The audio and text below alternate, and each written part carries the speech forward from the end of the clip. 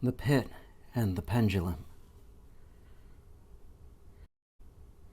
I was sick unto death with that long agony, and when they at length unbound me and I was permitted to sit, I felt that my senses were leaving me. This sentence, the dread sentence of death, was the last of distinct accentuation which reached my ears. After that, the sound of the inquisitorial voices seemed merged in one dreamy, indeterminate hum. It conveyed to my soul the idea of revolution, perhaps from its association in fancy with the burr of a mill wheel. This only for a brief period, for presently I heard no more. Yet for a while I saw, but with how terrible an exaggeration, I saw the lips of the black-robed judges. They appeared to me whiter than the sheet upon which I trace these words, and thin even to grotesqueness, thin with the intensity of their expression, or of firmness, of immovable resolution, of stern contempt of human torture. I saw that the decrees of what to me was fate was still issuing from those lips. I saw them writhe with a deadly locution. I saw them fashion the syllables of my name, and I shuddered because no sound succeeded. I saw, too, for a few moments, a delirious horror, the soft and nearly imperceptible waving of the sable draperies which enwrapped the walls of the apartment. And then my vision fell upon the 7 tall candles upon the table. At first, they wore the aspect of charity and seemed white and slender angels who would save me, but then all at once there came a most deadly nausea over my spirit, and I felt every fiber in my frame thrill as if I had touched the wire of galvanic battery, while the angel forms became meaningless specters with heads of flame. And I saw that from which there was no help. And then there stole into my fancy, like a rich musical note, the thought of what sweet rest there must be in the grave. The thought came gently and stealthily, and it seemed long before it attained full appreciation. But just as my spirit came at length properly to feel and entertain it, the figures of the judges vanished as if magically from before me. The tall candles sank into nothingness. Their flames went out utterly. The blackness of darkness supervened. All sensations appeared swallowed up in a mad rushing descent as of the soul into Hades. Then silence and stillness. Night were the universe. I had swooned, but still will not say that all of consciousness was lost. What of it there remains I will not attempt to define or even to describe, yet all was not lost. In the deeper slumber, no, in delirium, no, in a swoon, no, in death, no, even in the grave, all is not lost. Else there is no immortality for man. Arousing from the most profound of slumbers, we break the gossamer web of some dream. Yet in a second afterwards, so frail may that web have been, we remember not that we have dreamed. In the return to life from the swoon, there are 2 stages. First, that of the sense of mental or spiritual. Secondly, that of the sense of physical existence. It seems probable that If upon reaching the second stage we could recall the impressions of the first, we should find these impressions eloquent in memories of the gulf beyond, and that gulf is what? How at least shall we distinguish its shadows from those of the tomb? But if the impressions of what I have termed the first stage are not at will recalled, yet, after a long interval, do they not come unbidden, while we marvel whence they come? He who has never swooned is not he who finds strange palaces and widely familiar faces and coals that glow. Is not he who beholds floating in midair the sad visions that the many may not view. Is not he who ponders over the perfume of some novel flower. Is not he whose brain grows bewildered with the meaning of some musical cadence which has never been arrested before his attention. Amid frequent and thoughtful endeavors to remember, amid earnest struggles to regather some token of the state of seeming nothingness into which my soul had lapsed, there have been very brief periods when I have conjured up remembrances which the lucid reason of a later epoch assures me could have had reference only to that condition of seeming unconsciousness. These shadows of memory tell indistinctly of tall figures that lifted and bore me in silence down, still down, till a hideous dizziness oppressed me at the mere idea of the interminableness of the descent. They tell also of a vague horror at my heart on account of that heart's unnatural stillness. Then comes a sense of sudden motionlessness throughout all things, as if those who bore me, a ghastly train, had outrun in their descent the limits of the limitless and paused from the weariness of their toil. After this I call to mind flatness and dampness, and then all is madness, the madness of a memory which busies itself among forbidden things. Very suddenly there came back to my soul motion and sound, the tumultuous motion of the heart, and in my ears the sound of its beating. Then a pause in which all is blank, then again sound and motion and touch, a tingling sensation pervading my frame. Then the mere consciousness of existence without thought, a condition which lasted long. Then very suddenly thought and shuddering terror and earnest endeavor to comprehend my true state. Then a strong desire to lapse into insensibility, then a rushing revival of a soul and a successful effort to move. And now the full memory of the trial, of the judges, of the sable draperies, of the sentence, of the sickness, of the swoon. The entire forgetfulness of all that followed, of all that a later day and much earnestness of endeavor have enabled me vaguely to recall. So far, I had not opened my eyes. I felt that I lay upon my back, unbound. I reached out my hand, and it fell heavily upon something damp and hard.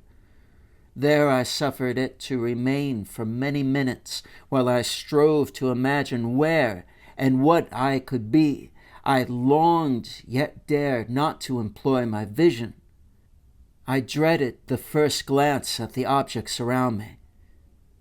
It was not that I feared to look upon things horrible, but that I grew aghast lest there should be nothing to see. At length, with the wild desperation at heart, I quickly unclosed my eyes.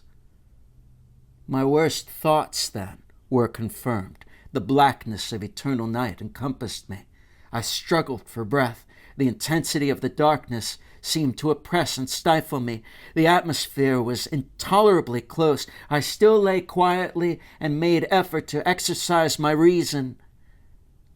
I brought to mind that inquisitorial proceedings and attempted from that point to deduce my real condition. The sentence had passed, and it appeared to me that a very long interval of time had since elapsed. Yet not for a moment did I suppose myself actually dead. Such a supposition, notwithstanding what we read in fiction, is altogether inconsistent with real existence. But where and in what state was I? The condemned to death, I knew, perished usually at the auto da fe, and one of these had been held on the very night of the day of my trial. Had I been remanded to my dungeon to await the next sacrifice, which would not take place for many months? This I at once saw could not be. Victims had been in immediate demand. Moreover, my dungeon, as well as all the condemned cells of Toledo, had stone floors, and light was not altogether excluded. A fearful idea now suddenly drove the blood in torrents upon my heart, and for a brief period I once more relapsed into insensibility. Upon recovering, I at once started to my feet, trembling convulsively in every fiber. I thrust my arms widely above and around me in all directions. I felt nothing, yet dreaded to move a step, lest I should be impeded by the walls of a tomb. Perspiration burst from every pore and stood in cold big beads upon my forehead. The agony of suspense grew at length intolerable, and I cautiously moved forward, with my arms extended, my eyes straining from their sockets in the hope of catching some faint ray of light. I proceeded for many paces, but still all was blackness and vacancy. I breathed more freely. It seemed evident that mine was not at least the most hideous of fates. And now, as I still continued to step cautiously onward, there came thronging upon my recollection 1,000 vague rumors of the horrors of Toledo. Of the dungeons there had been strange things narrated, fables. I had always deemed them, but yet strange, and too ghastly to repeat save in a whisper. Was I left to perish of starvation in this subterranean world of darkness?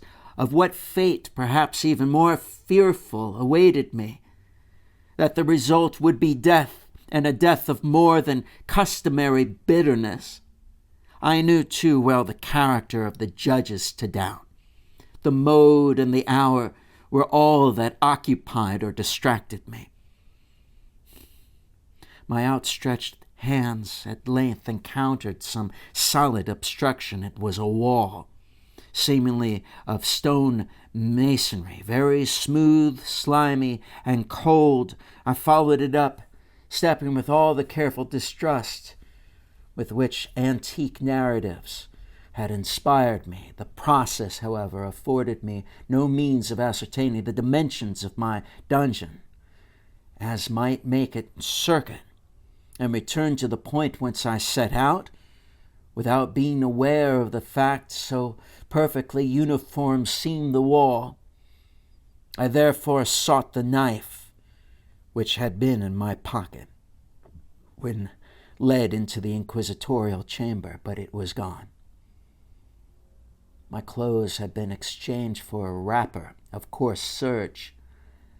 I had thought of forcing the blade in some minute crevice of the masonry, as to identify my point of departure. The difficulty, nevertheless, was but trivial. Although in the disorder of my fancy it seemed at first insuperable, I tore a part of the hem from the robe and placed the fragment at full length and at right angles to the wall. In groping my way around the prison, I could not fail to encounter the rag upon completing the circuit. So at least I thought. But I had not counted upon the extent of the dungeon or upon my own weakness. The ground was moist and slippery. I staggered onward for some time when I stumbled and fell. My excessive fatigue induced me to remain prostrate, and sleep soon overtook me as I lay. Upon awakening and stretching forth an arm, I found beside me a loaf and a pitcher with water. I was too much exhausted to reflect upon the circumstance, but ate and drank with avidity. Shortly afterward, I resumed my tour around the prison, and with much toil came at last upon the fragment of the search. Up to the point when I fell, I had counted 52 paces, and upon resuming my walk, I had counted 48 more when I arrived at the rag. There were in all, then, 100 paces, and admitted 2 paces to the yard. I presumed the dungeon to be 50 yards in circuit. I had met, however, with many angles in the wall, and thus I could form no guess at the shape of the vault. For vault I could not help supposing it to be.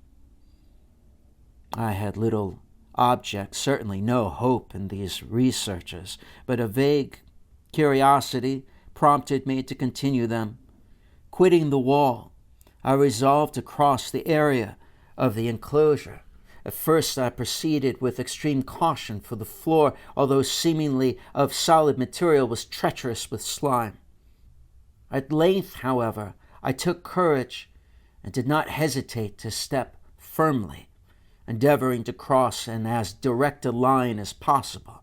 I had advanced some 10 or 12 paces in this manner when the remnant of the torn hem of my robe became entangled between my legs.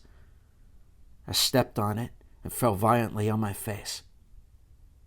In the confusion attending my fall, I did not immediately apprehend a somewhat startling circumstance which yet, in a few seconds afterwards, and while I still lay prostrate, arrested my attention. It was this. My chin rested upon the floor of the prison, but my lips and the upper portion of my head, although seemingly at a less elevation than the chin, touched nothing. At the same time, my forehead seemed bathed in a clammy vapor, and the peculiar smell of decayed fungus arose to my nostrils. I put forward my arm and shuddered to find that I had fallen at the very brink of a circular pit, whose extent, of course, I had no means of ascertaining at the moment. Groping about the masonry just below the margin, I succeeded in dislodging a small fragment and let it fall into the abyss. For many seconds I hearkened to its reverberations as it dashed against the sides of the chasm in its descent. At length there was a sudden plunge into water, succeeded by loud echoes.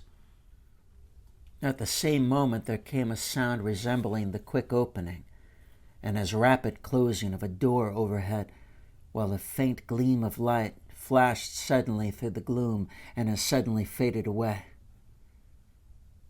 I saw clearly the doom which had been prepared for me, and congratulated myself upon the timely accident by which I had escaped. Another step before my fall, and the world had seen me no more, and the death just avoided was of that very character which I had regarded as fabulous and frivolous in tales respecting the Inquisition. To the victims of its tyranny, there was the choice of death with its direst physical agonies, or death with its most hideous moral horrors. I had been reserved for the latter. My long suffering, my nerves had been unstrung until I trembled at the sound of my own voice, and had become in every respect a fitting subject for the species of torture which awaited me. Shaking in every limb, I groped my way back to the wall, resolving there to perish rather than risk the terrors of the wells, of which my imagination now pictured many in various positions about the dungeon. In other conditions of mind, I might have had courage to end my misery at once by a plunge into one of these abysses. But now I was the veriest of cowards. Neither could I forget that I had read of these pits, that the sudden extinction of life formed no part of their most horrible plan. Agitation of the spirit kept me awake for many long hours, but at length I again slumbered.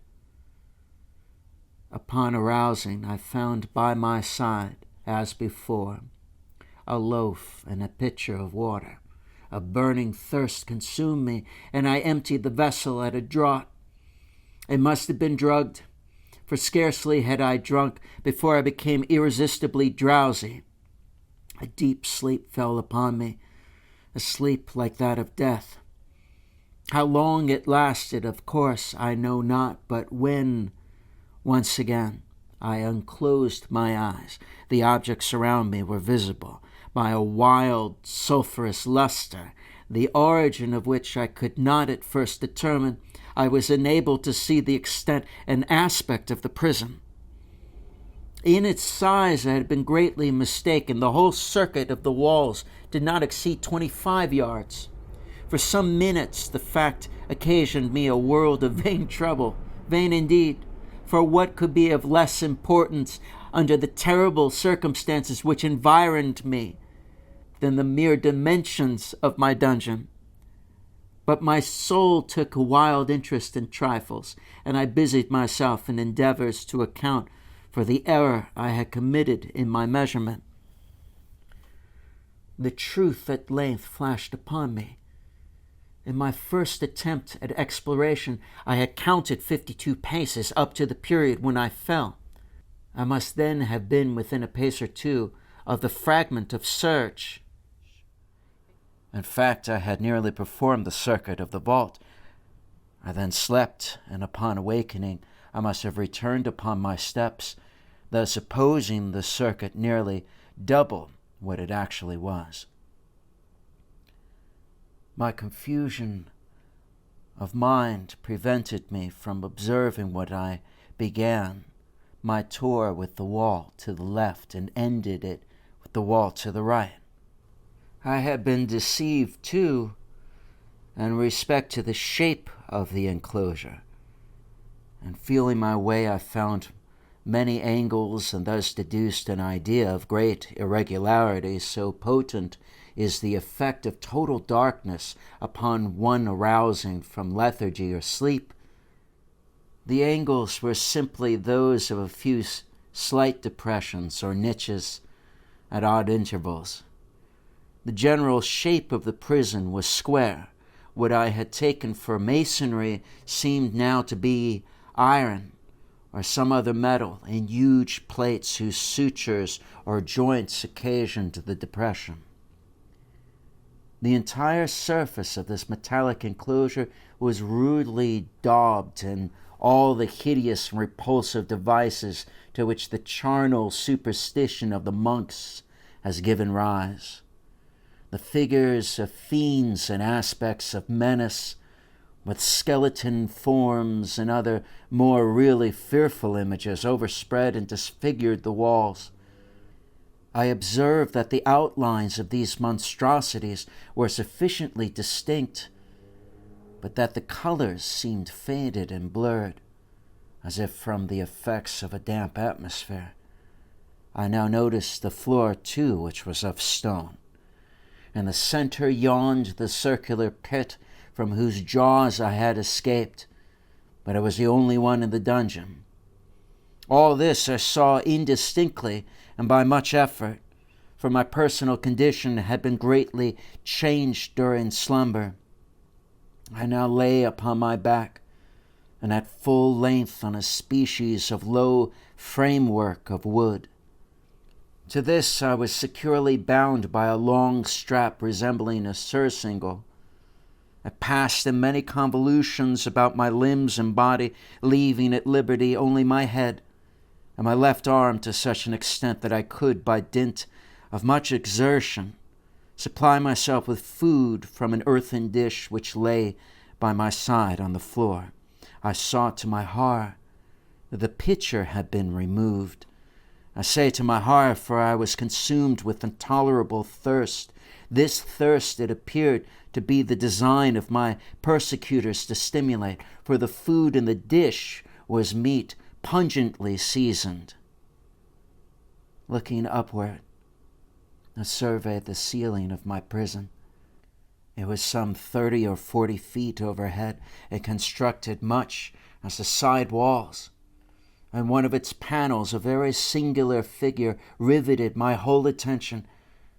It was the painted figure of Time, as he is commonly represented, save that, in lieu of a scythe, he held what, at a casual glance, I supposed to be the pictured image of a huge pendulum, such as we see on antique clocks.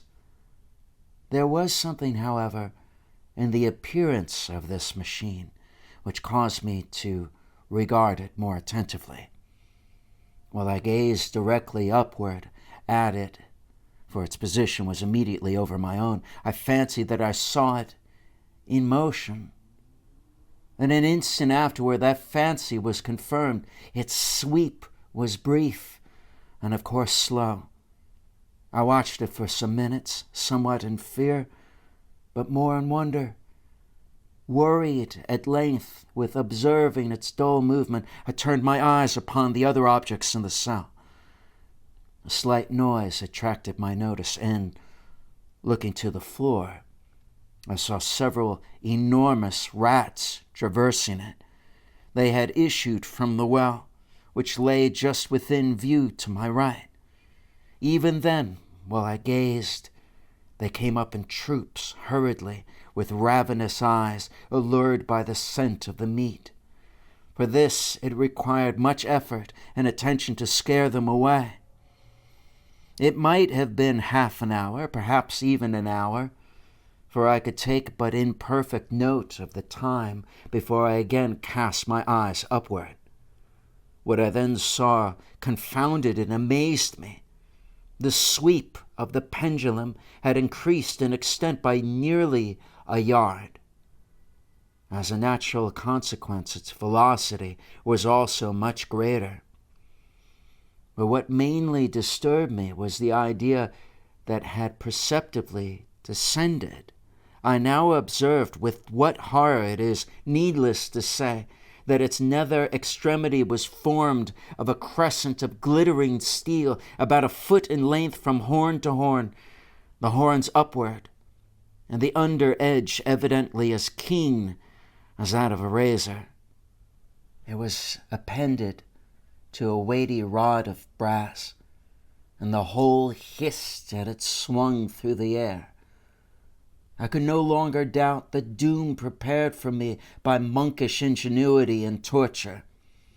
My cognizance of the pit had become known to the inquisitorial agents, the pit whose horrors had been destined for so bold a recusant as myself, the pit typical of hell, and regarded by rumor as the ultima thule of all their punishments. The plunge into this pit I had avoided by the merest of accidents.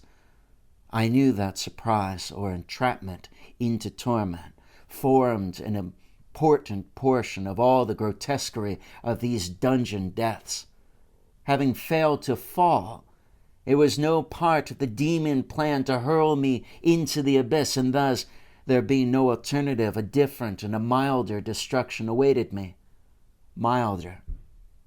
I smiled half in my agony as I thought of such application of such a term. What boots it to tell of the long, long hours of horror, more than mortal, during which I counted the rushing vibrations of the steel?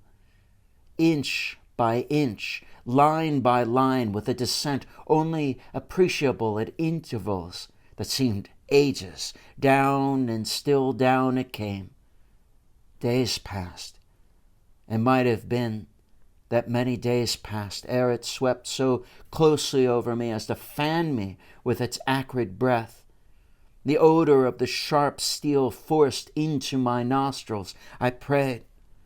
I wearied heaven with my prayer for it more speedily descent. I grew frantically mad and struggled to force myself upward against the sweep of the fearful scimitar. And then I fell suddenly calm and lay smiling at the glittering death as a child at some rare bauble. There was another interval of utter insensibility. It was brief, for upon again lapsing into life, there had been no perceptible descent in the pendulum. But it might have been long, for I knew there were demons who took note of my swoon, and who could have arrested the vibration at pleasure. Upon my recovery, too, I felt very, inexpressibly sick and weak, as if through long inanition. Even amid the agonies of that period, the human nature craved food. With painful effort, I outstretched my arm as far as my bonds permitted and took possession of the small remnant which had been spared me by the rats. As I put a portion of it within my lips, there rushed to my mind a half-formed thought of joy, of hope. Yet what business had I with hope? It was, as I say, a half-formed thought. Man has many such which are never completed.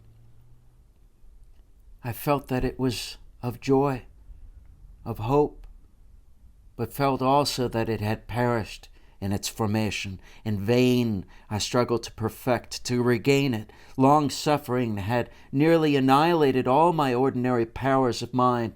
I was an imbecile, an idiot. The vibration of the pendulum was at right angles to my length. I saw that the crescent was designed to cross the region of the heart. It would fray the serge of my robe. It would return and repeat its operations again and again, notwithstanding terrifically wide sweeps, some 30 feet or more, and the hissing vigor of the descent sufficient to sunder these very walls of iron. Still the fraying of my robe would be all that, for several minutes, it would accomplish. And at this thought I paused. I did not go farther than this reflection. I dwelt upon it with a pertinacity of attention, as if, in so dwelling, I could arrest here the descent of the steel. I forced myself to ponder upon the sound of the crescent as it should pass across the garment, upon the peculiar thrilling sensation with which the friction of the cloth produces on the nerves. I pondered upon all this frivolity until my teeth were on edge.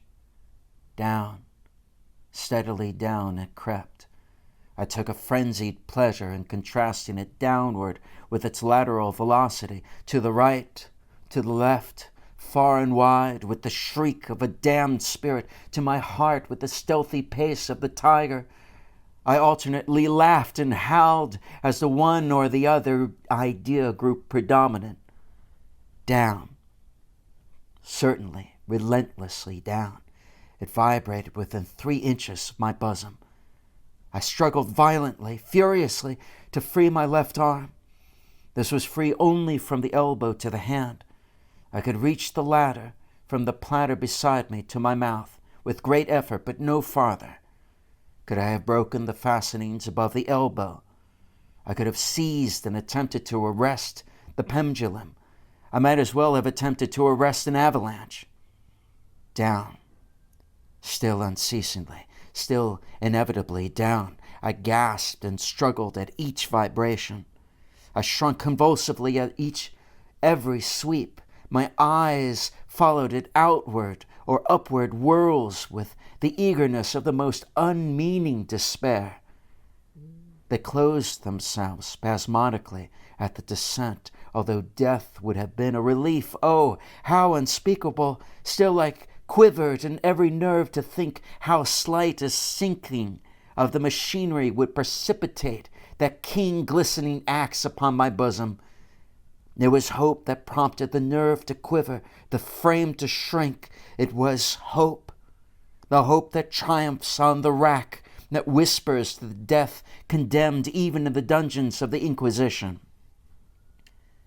I saw that some 12 vibrations would bring the steel in actual contact with my robe. And with this observation there came over my spirit all the keen, collected calmness of despair. For the first time during many hours, or perhaps days, I thought it now occurred to me that the bandage, or surcingle, which enveloped me was unique. I was tied by no separate cord. The first stroke of the razor-like crescent athwart any position of the brand would so detach it that it might be unwound from my person by means of my left hand. But how fearful in that case the proximity of that steel, the result of the slightest struggle, how deadly! Was it likely, moreover, that the minions of the torturer had not foreseen and provided for this possibility? Was it probable that the bandage crossed my bosom and the track of the pendulum? Dreading to find my fate and, as it seemed, my last hope frustrated, I so far elevated my head as to obtain a distinct view of my breast.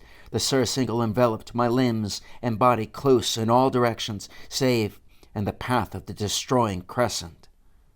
Scarcely had I dropped my head back into its original position, where there flashed upon my mind what I cannot better describe than as the unformed half of the idea of deliverance to which I had previously alluded, and of which a moiety only floated indeterminately through my brain. When I raised food to my burning lips, the whole thought was now present, feeble, scarcely sane, scarcely definite, but still entire. I proceeded at once, with the nervous energy of despair, to attempt its execution. For many hours the immediate vicinity of the low framework upon which I lay had been literally swarming with rats. They were wild, bold, ravenous. The red eyes glaring upon me as if they waited but for motionless on my part to make me their prey. To what food, I thought, had they been accustomed in the well? They had devoured, in spite of all of my efforts to prevent them, all but a small remnant of the contents of the dish. I had fallen into an habitual seesaw or wave of the hand above the platter, and at length the unconscious uniformity of the movement deprived it of effect, and their voracity, the vermin frequently fastened their sharp fangs in my fingers. With the particles of the oily, spicy viand which now remained, I thoroughly rubbed the bandage wherever I could reach it. Then, raising my hand from the floor, I lay breathlessly still. At first the ravenous animals were startled and terrified at the change, at the cessation of movement. They shrank alarmedly back. Many sought the well. But that was only for a moment. I had not counted in vain upon their voracity. Observing that I remained without motion, one of the two of the boldest leaped upon the framework and smelt at the surcingle. This seemed the signal for a general rush. Forth from the well they hurried in fresh troops. They clung to the wood. They overran it and leaped in hundreds upon my person. The measured movement of the pendulum disturbed them not at all. Avoiding its strokes, they busied themselves with the anointed bandage. They pressed. They swarmed upon me in ever-accumulating heaps. They writhed upon my throat. Their cold lips sought my own. I was half stifled by their thronging pressure. Disgust, for which the world has no name, swelled my bosom and chilled with a heavy clamminess my heart. Yet 1 minute, and I felt that struggle would be over. Plainly I perceived the loosening of the bandage. I knew that in more than one place it must be already severed. With a more than human revolution, I lay still. Nor had I erred in my calculations, nor had I endured in vain. I at length felt that I was free. The surcingle hung in ribbons from my body, but the stroke of the pendulum already pressed upon my bosom. It had divided the serge of the robe. It had cut through the linen beneath. Twice again it swung, and a sharp sense of pain shot through every nerve. But the moment of escape arrived. At a wave of my hand, my deliverers hurried tumultuously away, with a steady movement, cautious, sidelong, shrieking and slow. I slid from the embrace of the bandage and beyond the reach of the scimitar. For the moment, at least, I was free. Free. And in the grasp of the Inquisition, I had scarcely stepped from my wooden bed of horror upon the stone floor of the prison, when the motion of the hellish machine ceased, and I beheld it drawn up by some invisible force through the ceiling. This was a lesson which I took desperately to heart. My every motion was undoubtedly watched. Free, I had but escaped death in one form of agony, to be delivered unto worse than death in some other. With that thought, I rolled my eyes nervously around on the barriers of iron that hemmed me in. Something unusual, some change which at first I could not appreciate distinctly, it was obvious, had taken place in the apartment. For many minutes of a dreamy and trembling abstraction, I busied myself in vain, unconnected conjecture. During this period I became aware for the first time of the origin of the sulphurous light which illuminated the cell. It proceeded from a fissure about half an inch in the width, extending entirely around the prison at the base of the walls, which thus appear and were completely separated from the floor. I endeavored, but of course in vain, to look through the aperture. As I rose from the attempt, the mystery of the alternation in the chamber broke at once upon my understanding. I have observed that, although the outlines of the figures upon the wall were sufficiently distinct, yet the colors seemed blurred and indefinite. These colors had now assumed, were momentarily assuming, a startling and more intense brilliancy that gave to the spectral and fiendish portraitures an aspect that might have thrilled even firmer nerves than my own. Demon eyes of a wild and ghastly vivacity glared upon me in 1,000 directions, which none had been visible before, and gleamed with the lurid luster of a fire that I could not force my imagination to regard as unreal. Unreal. Even while I breathed there, came to my nostrils the breath of the vapor of heated iron. A suffocating odor pervaded the prison. A deeper glow settled each moment in the eyes that glared at my agonies. A richer tint of crimson diffused itself over the pictured horrors of blood. I panted. I gasped for breath. There could be no doubt of the design of my tormentors. Oh, most unrelenting, oh, most demonic of men! I shrank from the glowing metal to the center of the cell amid the thought of the fiery destruction that impended. The idea of the coolness of the well came over my soul like a balm. I rushed to its steady brink. I threw my straining vision below.